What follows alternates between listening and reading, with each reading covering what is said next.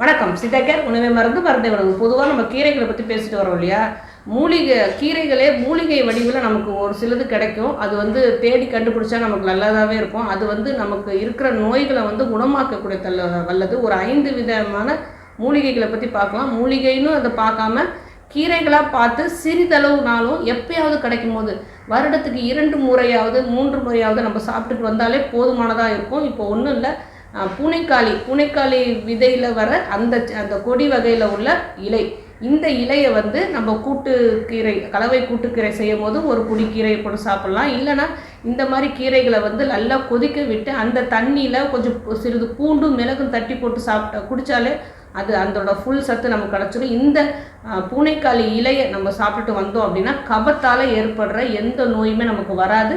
இருக்கிற கபம் அதிகமாக இருக்கும் போது அந்த கபத்தை குறைச்சி தரக்கூடிய தன்மை இந்த பூனைக்காளி இலைக்கு உண்டு. அடுத்தது சதாப்பு பிரசவ வலி இருக்கிற மாதர்கள், குழந்தைகள் பெற்ற தாய்மார்கள் இருக்காங்க இல்லையா, அதுவும் பிரசவம் முடிஞ்ச உடனே ஒரு வலி ஏற்படும்.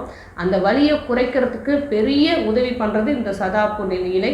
இந்த சதாப்பு இலை யாருக்காவது பிரசவம் ஆன உடனே அந்த வெளியை தீர்க்கறதுக்காக எங்கேயாவது தேடி இந்த சதாப்பு இலையை அந்த 3 நாள்கள் கொடுத்துட்டு வரும்போது அவங்களுக்கு சமைச்சு கொடுத்தாலும் சரி, இல்லாமல் இந்த கஷாயமாக்கி குடித்தாலும் சரி, அவங்களுக்கு அந்த பிரசவ வலி மேக்ஸிமம் குறைஞ்சிரும். அடுத்தது வேலிப்பருத்தி இலை. வேலிப்பருத்தி இலை உங்களுக்கு எல்லா இடத்துலையும் கிடைக்கும்னு நினைக்கிறேன். அந்த வேலிப்பருத்தி இலையை கீரையாக ஆக்கி சாப்பிட்டாலும் சரி, இதுமாதிரி கஷாயமாக்கி குடித்தாலும் சரி, வாத பிரச்சனைகள் எல்லாமே நீங்கிடும். உடம்புல வாதம் அதிகமாக இருக்குது, அந்த வாதத்தை குறைக்கணும் அப்படின்னு நினச்சோம் அப்படின்னா வாத பிரச்சனை எல்லாமே நீக்கக்கூடிய தன்மை இந்த வேலிப்பருத்தி இலைக்கு உண்டு. அதுக்கப்புறம் தரா இலை இதுவும் மூலிகையில் சேர்ந்தது. நம்ம கீரை வகையாகவும் யூஸ் பண்ணிக்கலாம்.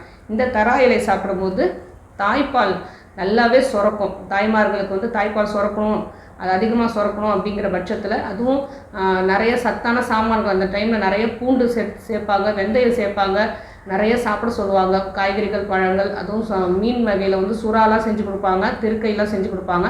இந்த தரா இலையும் சேர்த்து சமைச்சு கொடுத்தோம் அப்படின்னா தாய்ப்பால் நிறையவே சுரக்கும். குழந்தைகளுக்கு முதல் 6 மாதத்துக்கு விட தாய்ப்பால் கண்டிப்பாக சுரந்துக்கிட்டே வரும். அதாவது வாரத்துக்கு 2 முறையாவது அவங்களுக்கு இந்த தரா இலையை சமைச்சு கொடுக்கலாம். அப்புறம் செந்தரா அப்படிங்கிற ஒரு மூலிகை இலையும் இருக்குது.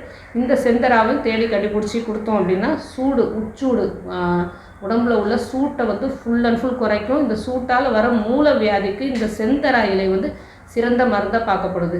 இந்த கீரை வகைகளை தாண்டி இந்த மாதிரி வேலிப்பருத்தி இலை, பூனைக்காளி விதையோட அந்த கொடியோட இலை, தரா இலை, சதாப்பு, செந்தரா இதெல்லாம் கிடச்சிது அப்படின்னா எப்போ கிடைச்சாலும் இதை சேமித்து நல்ல நிழலில் உலர்த்தி ஒரு பொடியாக செஞ்சு வச்சுக்கிட்டா கூட, ஒரு டப்பாவில் போட்டு வச்சுக்கிட்டா கூட நமக்கு வாதம் எப்போ அதிகமானாலும், கபம் அது எப்போ அதிகமானாலும், இல்லை நமக்கு நெய்பர்ஸ் யாராவது தெரிஞ்சவங்க, ரிலேஷனில் ஏதாவது தாய்மார்கள் இருந்தாலும், பிரசவ வலியில் கஷ்டப்பட்டாலும் இதெல்லாம் நமக்கு ஒரு உதவி மாதிரி சட்டுன்னு அந்த ஒரு கஷாயமாக்கி கூட கொடுத்துடலாம்.